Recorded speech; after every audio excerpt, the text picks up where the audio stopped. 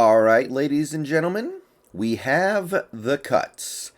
Maybe not all the cuts. We may not be done quite yet. In fact, it seems very likely that we have a couple more moves left in us before the end of this week.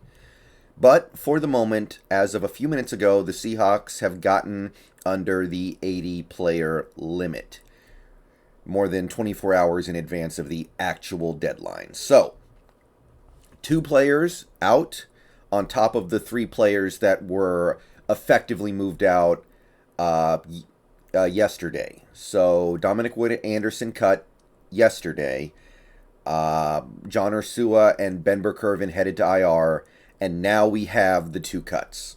Alex Magoo, which I guessed in my video this morning, and Cedric Lattimore, who I actually didn't bring up in the video yesterday. So, we are now down to 3 quarterbacks. Alex Magoo played so poorly in that Denver preseason game that even his admittedly interesting potential was not enough to keep him around.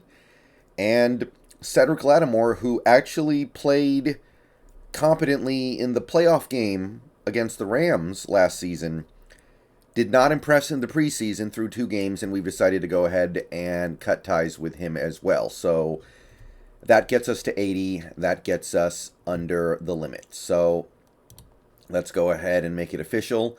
Alex Magoo, you're out. By the way, don't be shocked if Magoo is brought back to the practice squad next week, because nobody's going to sign that guy, I don't think. Maybe Houston, I guess, but probably not. So don't be shocked if Magoo comes back for the practice squad because he has, arm talent that Sean Mannion doesn't have. But for the moment, seems a logical conclusion that Sean Mannion now becomes the practice squad quarterback. It's his job to lose, and he will probably get some playing time against the Chargers. And then we also have Cedric Lattimore getting booted, and Hewitt, who made a play in the preseason game, getting bumped up.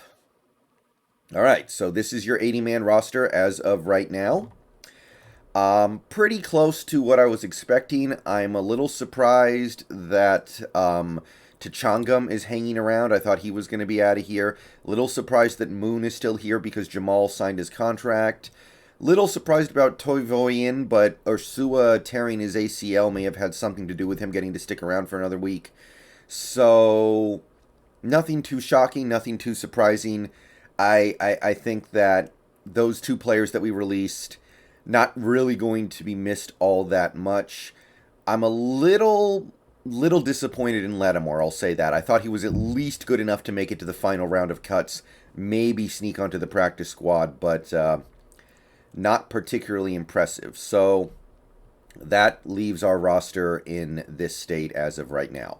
However, we are not done, and we got to spend a couple minutes talking about this. I will talk about it more if it happens, but for the record, based off what I'm hearing, it probably will happen. So Ian Rappaport tweeted this morning, Geno Atkins of the Bengals, formerly, is visiting the Seahawks today per his agency. He's been fully cleared from his surgery that kept him out last season.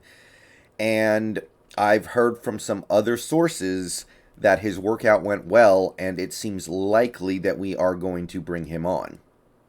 Now, I made a video about the Geno Atkins thing several weeks ago, and obviously I wouldn't be disappointed in it. I wouldn't be upset about it. It can't be bad. I am wondering how much he has left, if anything, really. I do wonder if the difference between a guy like a Geno Atkins and a Brian Monet is much smaller than a lot of us are thinking. But there can't be anything wrong with bringing him in, giving him a chance, and if it doesn't work out, then you just go back to what the original plan was. So if we bring in Geno Atkins, I think that's probably pretty cool. I think that's probably a pretty good idea. I'm okay with it. My question is, and obviously we'll know more about this if it actually happens, which at this point I think it will, who is he replacing on this defense? Because he's a defensive tackle, always has been, and I sincerely doubt he's moving to end. So is Collier just going to be out? Because Collier has not played well in the preseason. Collier has not really shown up on the radar in training camp either. So is LJ just going to hit the bricks? That would be kind of a disaster. You get one half decent year from a first round pick and then he's just out. Is this Rasheen Green thing? Rasheen Green, who's actually looked pretty good this preseason, was he going to move to defensive tackle and it's just not working, so he's out? Is Kimdichie going to go back to the practice squad? I'm wondering how this slots together. But if this happens, I will make a video about it a little later today or tomorrow or whenever it happens. But I do kind of think it's going to happen at this point. So that's what I have to say about that right now. All right.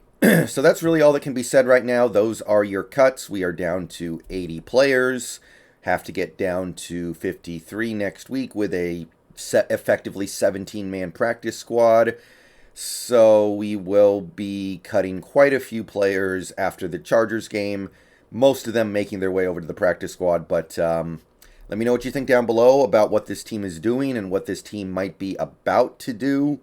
I will definitely report later if we pick up Atkins, but for now, this is your team.